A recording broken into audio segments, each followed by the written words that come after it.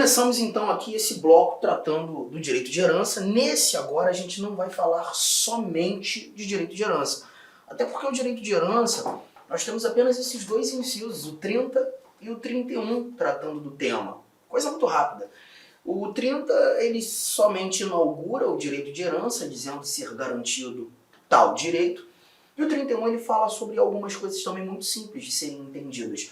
A sucessão de bens de estrangeiros situados no país será regulada pela lei brasileira em benefício do cônjuge ou dos filhos brasileiros, sempre que não lhes seja mais favorável a lei pessoal do decújio. O que a gente percebe aqui? O nosso Constituinte está dizendo que estrangeiros, eventualmente detentores de bens no Brasil, será regulada pela lei brasileira. Né? Então, se porventura um indivíduo é italiano, é alemão, é português, mas tem bens situados no Brasil, todo o processo de sucessão de bens ele será regulado pela legislação brasileira, por óbvio, pois nós temos esses bens situados no Brasil. Todavia, é possível em que a lei do país deste estrangeiro, que acaba de falecer, a lei do país dele se mostrar mais benéfica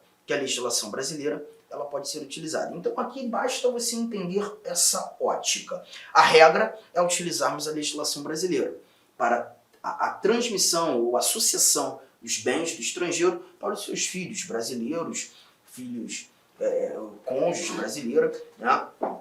Todavia, é possível com que a lei estrangeira regule esse processo de sucessão, esse processo de herança, né? de transição de herança, apenas quando a legislação estrangeira se mostrar mais benéfica. Um ponto importante é levar em consideração que é a legislação do país do estrangeiro que acabou de falecer. Vamos imaginar que esse estrangeiro tem bens situados no país, ele tenha vários filhos e dentre os herdeiros, filhos de outras nacionalidades, diferentes do estrangeiro que acabou de falecer. A legislação desses herdeiros de outras nacionalidades não será utilizada. Apenas a lei pessoal do decújios. E quando nós falamos decújios, nós estamos tratando do estrangeiro que faleceu. Tudo bem? Simples assim. Simples assim. O nosso inciso 32, nós já tratamos dele, que fala da defesa do consumidor, um exemplo que eu já apontei novamente quando tratando da classificação das normas constitucionais, plena, contínua, limitada. O 33 nós falamos num bloco anterior, agora há pouco, quando demonstrando o direito de informação. E o 34 é um assunto que a gente trabalha junto aos remédios constitucionais. Porque quando a gente fala do direito de petição, que é a linha A do 34, e o direito de obtenção de certidões, que é a linha B do 34, nós estamos tratando de remédios constitucionais, remédios administrativos. Arthur, mas eu não faço ideia do que seja. Nós temos um bloco, um tópico, alguns vídeos tratando dos remédios constitucionais. Vamos falar do habeas corpus, habeas data, mandado de segurança, mandado de injunção e a ação popular. E nesse ambiente, eu também trabalho o direito de petição e o direito de certidão. Vocês terão a oportunidade de assisti-los logo após o estudo desses vários incisos do artigo 5º. Firmeza? Então, eu não vou me preocupar com o inciso 34 nesse momento. Inciso 35. O inciso 35 diz pra gente que a lei não excluirá da apreciação do Poder Judiciário lesão ou ameaça a direito. Aqui você tem o chamado princípio da inafastabilidade da tutela jurisdicional. Princípio da inafastabilidade. Princípio da inafastabilidade da tutela jurisdicional ou princípio da inafastabilidade de jurisdição. Mas alguns doutrinadores mais tradicionais costumam chamar também de princípio do amplo acesso à justiça.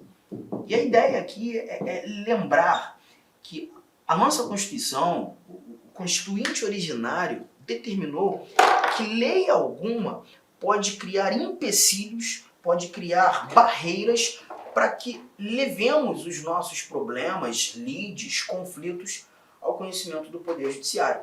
Eu não tenho a necessidade de tentar resolver os meus problemas em caráter administrativo primeiro, para que, apenas não conseguindo resolver nesse ambiente, nesse contexto, ter a oportunidade de provocar o judiciário negativo.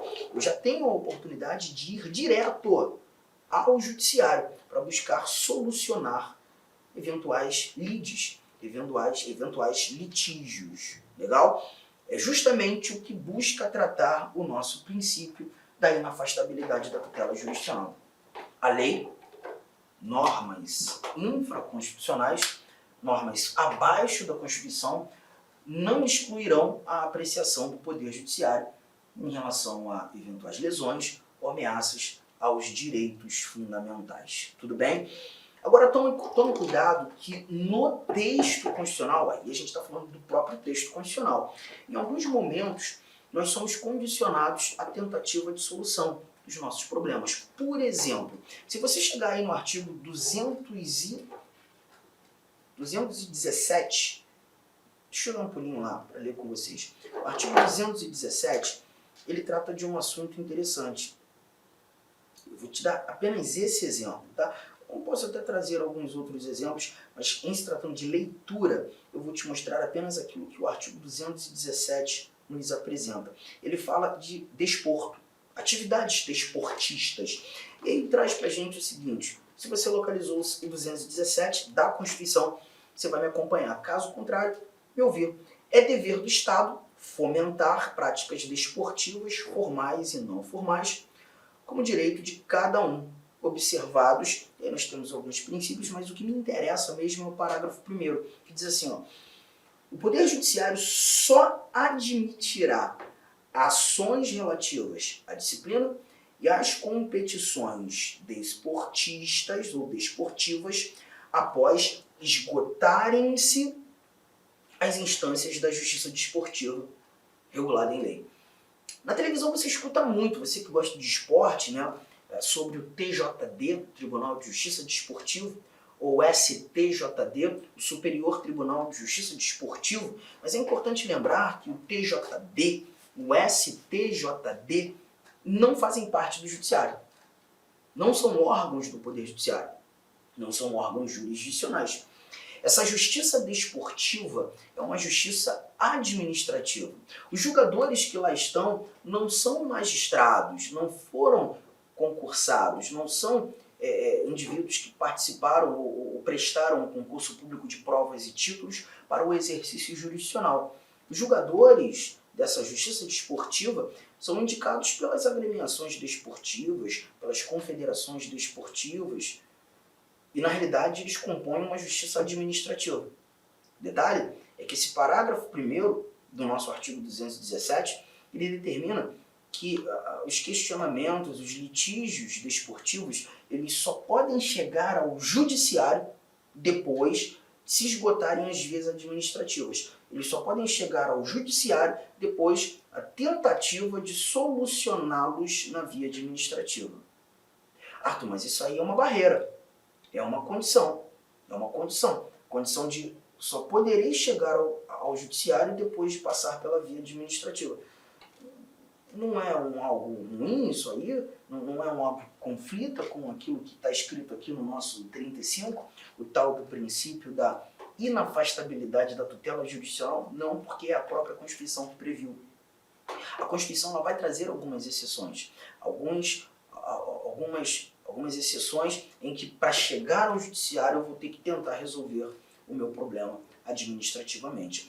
O que o nosso inciso 35 determina é que a lei, norma infraconstitucional, não possa criar não criem esses empecilhos, essas barreiras, essas condições. Legal? Então, tome cuidado com essa informação. Tá? Quando nós estudarmos remédios constitucionais, quando nós falarmos, por exemplo, do habeas data, o habeas data também se perceberá que é uma ação judicial, né, uma ação que será julgada pelo judiciário.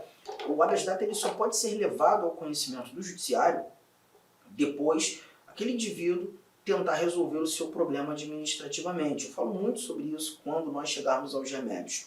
Outro ponto é quando a gente trata das discussões dos litígios previdenciários, né, para se discutir uma eventual ofensa a um benefício previdenciário, eu vou ter que tentar resolver isso em caráter administrativo primeiro. Não resolvendo administrativamente, eu parto para o judiciário. Então a gente está percebendo que existem algumas exceções. Nesse caso, a regra é não haver empecilho. É o Poder Judiciário estar de portas abertas ao exame dessas discussões. Esse é o nosso princípio da inafastabilidade da tutela jurisdicional. A lei não excluirá da apreciação do Poder Judiciário lesão ou ameaça de direito. E aí, desse 35, eu já vou aproveitar e partir para o inciso de número 37, que está aqui na tela. O 37, ele traz para a gente vai voltar para falar dos outros, tá? Mas o 37, ele traz o seguinte, olha aqui, ó. Não haverá juízo ou tribunal de exceção. E quando a gente trata do 37, nós estamos levando em consideração o chamado princípio